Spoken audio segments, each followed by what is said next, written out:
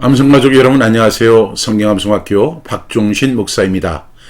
하나님의 사람으로 온전하게 하는 성경 암송의 힘 365에 오신 여러분을 예수님의 이름으로 환영하고 축복합니다. 오늘은 2026년 4월 14일 화요일, 성경 암송의 힘 365로는 104일째가 되는 날입니다. 오늘도 구호 힘차게 외치고 시작하겠습니다. 암송 구호 준비. 아멘. 시작. 배운 말씀, 확실한 진리 끝까지 거하자. 한국의 모든 크리스천이 암송할 때까지 멈추지 말고 끝까지 가자. 아멘, 아멘.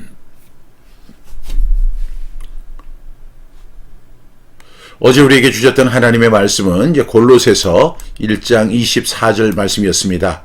나는 이제 너희를 위하여 받는 괴로움을 기뻐하고 그리스도의 무슨 고난을? 남은 고난을 그의 몸된 교회를 위하여 내 육체에 채우노라. 골로새서 1장 24절 말씀. 아멘, 아멘. 우리 이 말씀 3번 힘차게 외치고 암송해 보겠습니다. 골로새서 1장 24절 말씀. 나는 이제 너희를 위하여 받는 괴로움을 기뻐하고 그리스도의 남은 고난을 그의 몸된 교회를 위하여 내 육체에 채우노라. 골로새서 1장 24절 말씀. 아멘, 아멘. 골로새서 1장 24절 말씀. 나는 이제 너희를 위하여 받는 괴로움을 기뻐하고 그리스도의 남은 고난을 그의 몸된 교회를 위하여 내 육체에 채우노라. 골로새서 1장 24절 말씀. 아멘, 아멘. 골로새서 1장 24절 말씀. 나는 이제 너희를 위하여 받는 괴로움을 기뻐하고 그리스도의 남은 고난을 그의 몸된 교회를 위하여 내 육체에 채우느라. 골로새서 1장 24절 말씀. 아멘, 아멘. 우리 이제 암송해 볼게요. 눈을 감아도 좋습니다. 골로새서 1장 24절 말씀. 나는 이제 너희를 위하여 받는 괴로움을 기뻐하고 그리스도의 남은 고난을 그의 몸된 교회를 위하여 내 육체에 채우노라. 골로새서 1장 24절 말씀. 아멘, 아멘. 다시 한번 합니다. 골로새서 1장 24절 말씀. 나는 이제 너희를 위하여 받는 괴로움을 기뻐하고 그리스도의 남은 고난을 그의 몸된 교회를 위하여 내 육체에 채우노라. 골로새서 1장 24절 말씀. 아멘, 아멘. 암송이 되셨죠? 네. 계속 반복하시면 절대로 잊혀지지 않습니다. 성경 암송이 어렵다 하되 하늘 아래 메이로다. 암송하고 또 암송하면 못 암송할 길 없건만은 사람들이 암송도 안 해보고 어렵다고만 하더라. 이게 성경 암송의 시입니다. 여러분 꼭 기억하시고 하면 됩니다. 오늘 우리에게 주시는 하나님의 말씀은 베드로전서 4장 3절 말씀이 되겠습니다. 여러분이 가지고 있는 교재 성경 암송의 힘 365 69쪽에 있습니다. 베드로전서 4장 13절 말씀. 오히려 너희가 그리스도의 고난에 참여하는 것으로 즐거워하라. 이는 그의 영광을 나타내실 때에 너희로 즐거워하고 기뻐하게 하려 함이라. 베드로전서 4장 3절 말씀. 아멘, 아멘. 우리 이 말씀 5번 선포합니다.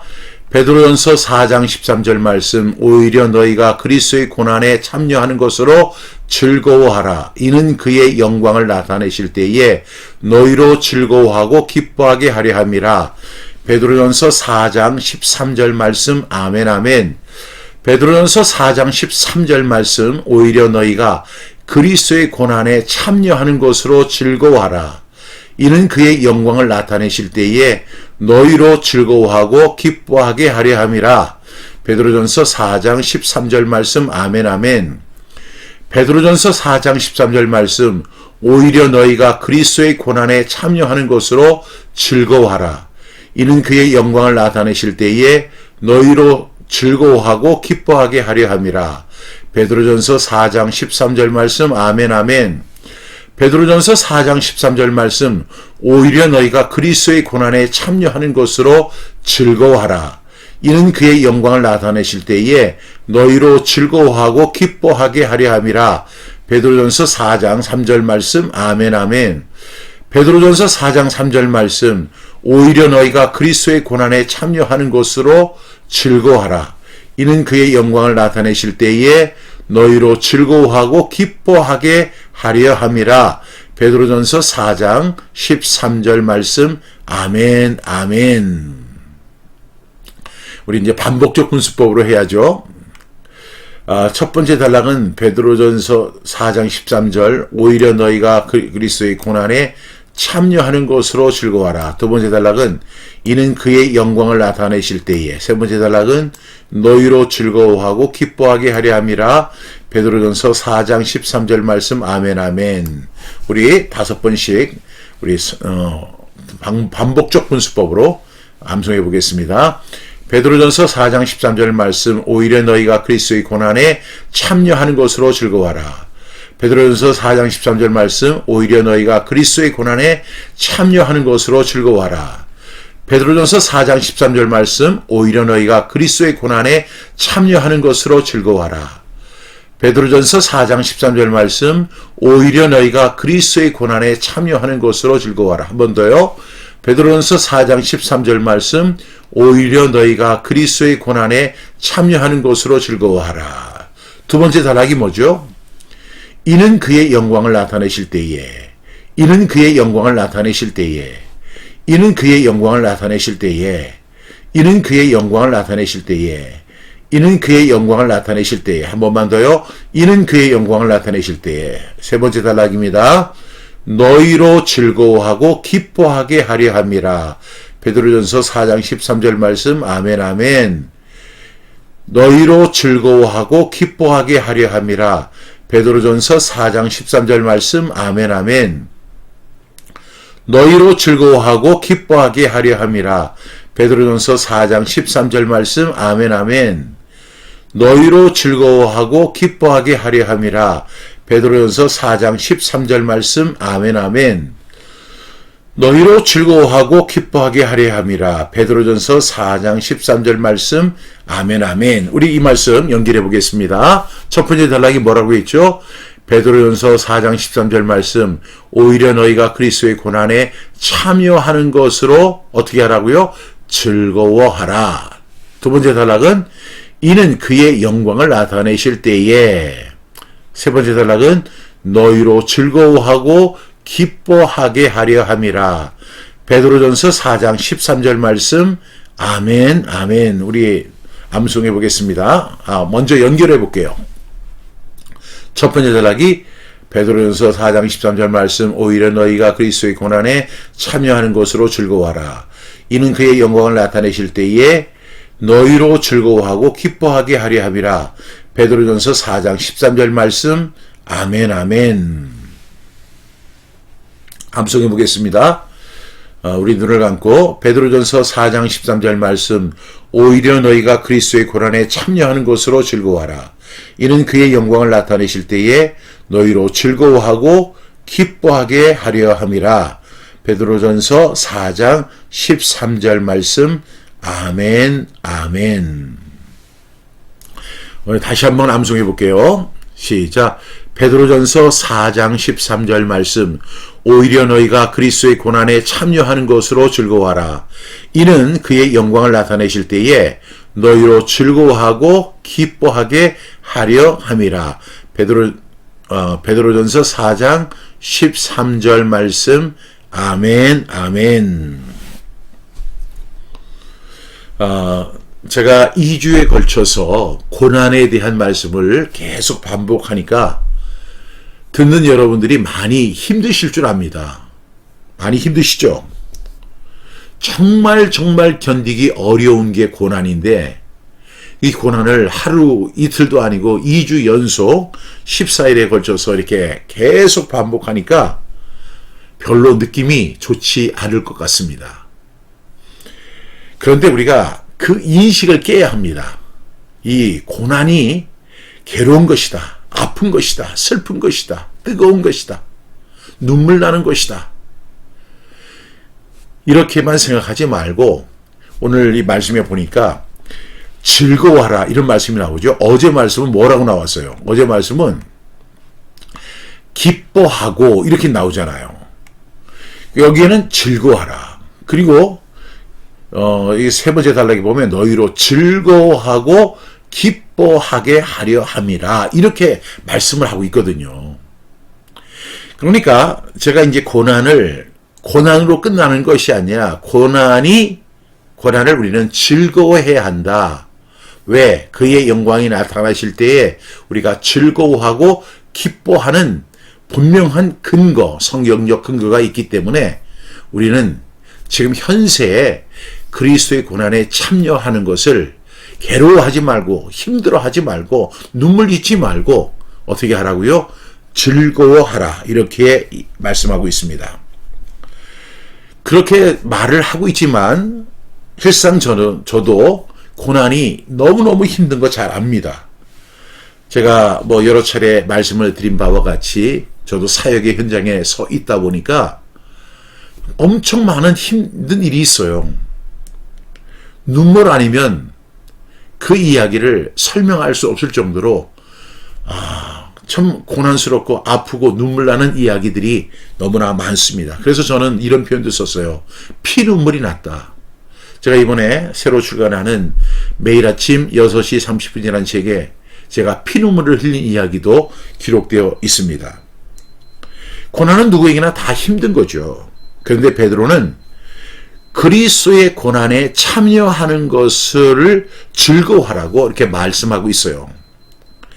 이것은 물론 고통 그 자체를 좋아하라는 뜻이 아니라 그 고난이 그리스도와 연결된 고난이기 때문에 소망 가운데 견디고 기뻐할 수 있다는 뜻입니다. 그리스도의 고난에 참여하는 사람은 장차 그리스도의 영광에도 참여할 수 있기 때문에 그렇죠. 당시 이 베드로전서 4장의 배경을 보게 되면 불시험 같은 그런 고난이 있었다고 합니다. 초대교회 성도들은 예수를 믿는다는 이유로 조롱을 받았고 배척을 받았고 핍박을 받았고 죽임을 당했습니다. 그런 상황에서 사람들은 왜 이런 일이 나에게 일어나는가라고 흔들릴 수 있죠. 그런데 베드로는 그런 고난을 겪고 있는 성도들에게 그 고난은 이상한 일이 아니다. 오히려 그 고난은 그리스도의 고난에 참여하는 것이다. 따라서 어떻게 해야 된다? 그 고난을 받을 때 눈물 짓고 자포자기하고 주저앉고 그냥 쓰라린 가슴 안고 막 그렇게 하지 말고 오히려 즐거워하라 이렇게 말씀하고 있습니다. 오히려 그리스도의 고난에 참여하는 길이라고 설명하면서 그리고 현재의 고난과 미래의 영광을 이렇게 대비해서 설명하고 있는 그런 장면입니다. 오늘 첫 번째 단락에 보면 첫 번째가 뭐냐면 오히려입니다. 오히려. 여러분, 이 오히려란 말을 지금 이 베드로 사도가 썼죠. 왜 오히려란 말을 썼을까요? 세상의 반응과 믿음의 반응이 다르다는 것입니다. 이 고난에 대한 해석이 완전히 달라요. 세상은 고난이 오면 무조건 저주나 실패로 해석합니다. 우리도 그런 영향을 많이 받았죠. 그런데 베드로 사도는 오히려 아니다라고 이야기합니다. 즉 성도는 고난을 전혀 다른 눈으로 봐야 된다. 그리고 그 고난을 다른 눈으로 해석해야 된다. 이렇게 이야기합니다. 우리가 믿음을 갖는다. 이 믿음을 갖는다는 것은 그냥 예수님을 믿는다 하는 것에서 끝나는 것이 아니라 상황 해석의 방식을 바꾸는 힘이 믿음입니다. 고난 자체만 보는 것이 아니라 고난 이후의 영광도 함께 보는 것이 바로 믿음입니다. 이러한 믿음이 저와 여러분에게 충만하기를 간절히 축복합니다. 두 번째로 베드로 사도는 이렇게 이야기하죠. 너희가 그리스도의 고난에 참여하는 것으로 이렇게 이야기합니다. 여러분, 지금 이 고난이 있는데 이 고난은 여러 종류가 있겠지만 베드로 사도가 이야기하는 모든 고난이 다 그리스도의 고난에 참여하는 것은 아니라는 것이죠. 그리스도를 따르다가 주님 때문에 믿음을 지키다가 당하는 고난이 그리스도의 고난에 참여하는 고난입니다. 그리스도를 따르는 과정 속에서 예수님 때문에 그리고 그 믿음을 지키다가 당하는 고난이 있습니다. 이것이 바로 그리스도의 고난에 참여하는 것입니다. 이것은 단순한 개인 고생이 아니라 주님과 연합된 고생입니다. 주님과 연합된 고난입니다. 얼마나 아름다운 고난입니까? 그러므로 이 성도의 고난은 절대로 외로운 고난이 아닙니다. 사실 고난이 찾아올 때요, 사람들이 느끼는 첫 번째 감정 중에 하나가 괴롭다도 있지만 외롭다는 감정이 엄청 많아요. 그리고 이 세상에 나 혼자 떨어진 것처럼 믿을 사람 하나도 없고 의지할 사람 하나도 없고 정말 아무런 도움을 받지 못하는 사막 앞에 그냥 혼자 떨어진 것 같은 그런 절망감을 느낄 때가 있습니다. 근데 절망감을 느끼더라도 여러분 그 절망 뒤에 뭐가 있냐면 희망이 있다는 사실을 꼭 믿는 저와 여러분 될 수 있기를 바랍니다. 왜? 우리 성도의 고난은 외로운 고난이 아니에요. 주님과 함께하는, 주님과 연계하는 그런 고난이기 때문에 그렇습니다. 그렇기 때문에 베드로 사도는 뭐라고 이야기합니까? 즐거워하라 이렇게 이야기합니다. 즐거워하라. 아니 고난에 참여하는 것으로 즐거워하라 이렇게 말하고 있죠. 이 즐거워하라는 명령은 감정을 억지로 끌어내려는 그런 뜻은 아닙니다. 고난 속에서도 이유 있는 기쁨을 가지라는 그런 명령입니다. 왜냐하면 지금 예수님 때문에 당하는 고난이 있죠. 그리스도를 따르다가 주님 때문에 믿음을 지키다가 당하는 그런 고난, 이 고난이 주님과 무관한 헛된 고난이 아니라 그리스도와 연결된 영광스러운 고난이기 때문에 그렇습니다. 여러분, 믿음의 기쁨은 환경의 쏘기보다 고난의 의미를 아는 데서 온다는 사실입니다. 그래서 우리는 어떻게 해야 돼요? 즐거워하라. 고난이 왔을 때 어떻게 해야 돼요? 웃으세요. 즐거워하세요. 기뻐하세요. 왜? 이 고난은 의미 있는 고난입니다. 영광스러운 고난입니다. 주님과 함께 연결된 고난입니다. 모든 고난이 다 그렇다는 거 아닙니다. 예수님을 믿다가 그리스도를 따르다가 주님 때문에 믿음을 지키다가 당하는 고난을 의미합니다. 두 번째 단락에 보니까 이는 그의 영광을 나타내실 때에 이렇게 이야기합니다. 지금 이 초대교회 성도들은 엄청난 배척과 핍박을 당하고 있습니다. 죽임을 당하고 있습니다. 그들이 볼 때 예수님의 영광은 지금 가려져 있는 것처럼 보일 수가 있습니다. 그러나 반드시 그 그리스도의 영광이 나타날 날이 온다는 것입니다. 예수님의 십자가가 끝이 아니었잖아요. 많은 사람들은 예수님의 제자들조차도 그 예수님의 십자가가 끝이라고 생각했습니다. 그래서 뿔뿔이 흩어졌습니다. 어떤 사람은 엠마오로 가고 어떤 사람은 나는 물고기나 잡으러 가야 되겠다 이렇게 하면서 흩어졌습니다. 왜? 십자가를 끝이라고 생각했기 때문입니다. 그런데 십자가는 끝이 아니었습니다. 여러분, 우리가 당하는 고난도 끝이 아닙니다. 하나님은 감추어진 충성을 그냥 지나치지 않는 분이십니다. 우리가 그리스도의 고난에 참여한 거 주님은 다 기억하시고 이것을 반드시 100배, 1000배, 만배로 갚아 주실 것을 믿습니다. 그래서 그의 영광을 나타내실 때에 우리는 어떻게 돼요? 즐거워하라. 세 번째 단락에 보니까 너희로 즐거워하고 이렇게 이야기합니다. 너희로 즐거워하고 기뻐하게 하려 함이라. 여러분 지금 고난을 이야기하는데 고난 자체도 힘든데 고난 속에서 즐거워하라. 기뻐하라. 이런 이야기가 세상에서 통할까요? 전혀 통하지 않는다고 생각합니다. 그런데요. 세상 속에서도 지혜가 있어요. 여러분 부질없다는 말을 어제 제가 드렸잖아요. 부질없다.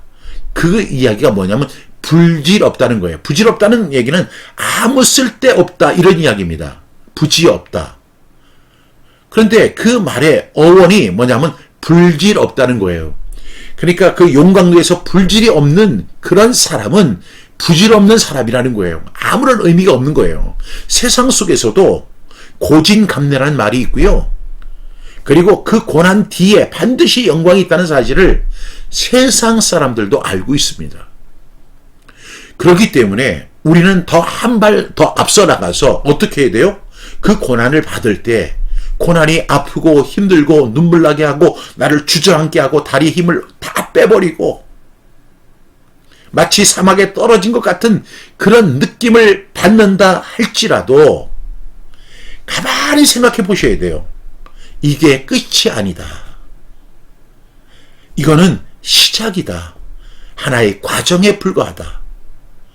그 뒤에 분명히 이 과정을 지나고 나면 엄청난 좋은 일이 있을 것이다. 영광스러운 일이 있을 것이다. 하나님의 놀라운 보상이 있을 것이다. 그걸 생각하라는 것입니다. 그래서 어떻게 해야 돼요? 즐거워하고 기뻐하게 하려 함이라. 지금의 즐거움은 씨앗 같고 그날의 기쁨은 열매 같은 것입니다. 현재의 고난 중에 드리는 믿음의 기쁨은 장차 완전한 기쁨으로 바뀌게 된다는 사실입니다. 그래서 저와 여러분, 우리 암송 가족들은 이 말씀을 암송하면서 무슨 생각을 해야 할까요? 현재의 고난은 장차 우리에게 나타날 영광과 좋게 비교할 수 있다 없다? 없습니다. 현재만 보지 마십시오. 현재의 고난, 이 고난은 영원하지 않습니다. 그런데 그 영원한 날에 영광의 날이 저와 여러분에게 분명히 도래할 것입니다. 이것을 사도 바울은 보았고 베드로 사도도 보았습니다. 그 이전에 우리 주님도 그것을 알고 우리에게 자취를 따라오게 하셨습니다. 많이 힘드시죠? 눈물 나시죠? 어떻게 해야 할 바를 알지 못하겠죠. 그냥 다리에 힘이 쭉 빠져서 그냥 주저앉고 고통 가운데 있다 하더라도 절대로 낙심하지 마십시오. 하나님께서 도와주실 것입니다. 그리고 그 고난도 이길 힘을 주실 줄로 믿습니다. 그리고 그의 영광이 나타나실 때에 우리가 즐거움과 기쁨을 얻는 그런 놀라운 일들이 우리 앞에 펼쳐질 것을 믿습니다. 여러분, 이 말씀 의지하시고 믿으시고 고난을 헤쳐나가는 저와 여러분 되기를 주님의 이름으로 축복합니다. 다시 한번 암송합니다. 베드로전서 4장 3절 말씀, 오히려 너희가 그리스도의 고난에 참여하는 것으로 즐거워하라. 이는 그의 영광을 나타내실 때에 너희로 즐거워하고 기뻐하게 하려 함이라. 베드로전서 4장 13절 말씀. 아멘. 아멘. 질문을 드리겠습니다. 나는 고난을 믿음의 눈으로 해석하고 있습니까? 아니면 세상의 눈으로만 보고 있을까요? 우리 암송 가족들은 우리에게 닥치는 고난, 그 고난을 믿음의 눈으로 바라볼 수 있기를 주님의 이름으로 축복합니다. 두 번째 질문, 내가 지금 겪는 어려움은 그리스도를 따르다가 받는 고난입니까? 아니면 내가 잘못해서 겪는 고난일까요? 제가 여러분들에게 설명드린 고난은 바로 그리스도를 따르다가 믿음을 지키려고 하다가 정말로 그리스도인답게 살려고 하다가 당하는 고난을 말합니다. 이러한 고난은 장차 우리에게 나타날 영광과 좋게 비교할 수 없는 영광스러운 고난이라는 사실을 꼭 기억할 수 있기를 바랍니다. 세 번째, 나는 현재의 눈물 너머에 나타날 주님의 영광을 바라보고 있는가? 여러분, 가려져 있는 것 같다고 했죠. 그런데 그날은 반드시 오게 됩니다. 예수님의 영광은 지금 고난을 우리가 겪고 있을 때 가려져 있는 것 같고, 그리고 보이지 않는 것 같고, 그렇지만 여러분, 반드시 그 영광이, 주님의 영광이 나타날 날이 옵니다. 제가 앞서 설명한 것처럼 십자가가 끝이 아니었잖아요. 제자들은 오해했습니다. 그 십자가가 끝이라고 생각해서 엠마오로 내려가고 물고기나 잡으러 가고 이제 나는 다 끝났어 이렇게 생각했지만 십자가는 시작이었습니다. 예수님은 부활하셨고 그리고 지금도 우리는 그 십자가를 묵상하고 있지 않습니까? 여러분, 주님의 영광을 바라보면서 고난을 헤쳐나가는 저와 여러분 다 되기를 주님의 이름으로 축복합니다. 기도하겠습니다. 사랑하시는 주님, 그리스도의 고난에 참여하는 것으로 즐거워하라는 말씀 앞에서 새롭게 저희의 믿음의 눈을 열어주시니 감사합니다. 저희는 고난이 오면 먼저 두려워하고 왜 나에게 이런 일이 있는가만 묻곤 했습니다.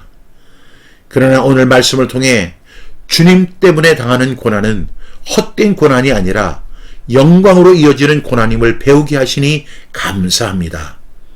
주님, 저희에게 믿음의 해석을 주시옵소서.